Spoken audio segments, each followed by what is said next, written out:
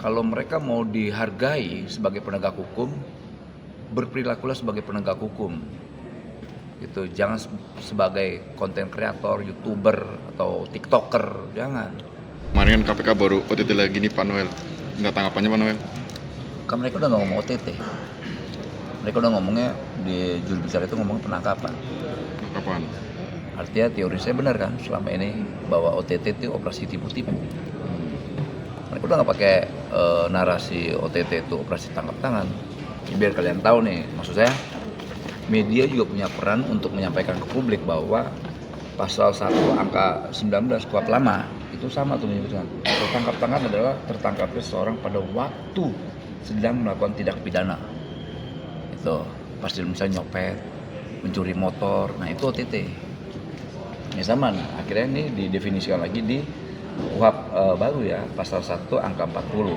Nih, tertangkap tangan adalah tertangkapnya seseorang pada waktu sedang melakukan tindak pidana beberapa saat setelah tindak pidana dilakukan. Sesaat setelah ya, berarti rentan waktunya tidak terlalu lama. Kemudian sesaat kemudian diserukan oleh khalayak ramai sebagai orang yang melakukan tindak pidana, misalnya copet, ranmor, maling, nah itu.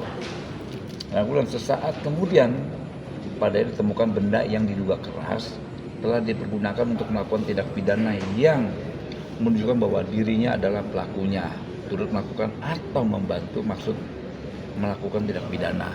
Ini yang bicara KUHP ya, bukan saya. Ini yang bicara KUHP. Jadi ke depan nanti kalau mereka mau dihargai sebagai penegak hukum, berperilakulah sebagai penegak hukum. Gitu, jangan sebagai konten kreator, youtuber atau tiktoker, jangan. Gitu. Jadi sebagai penegak hukum punya wibawa.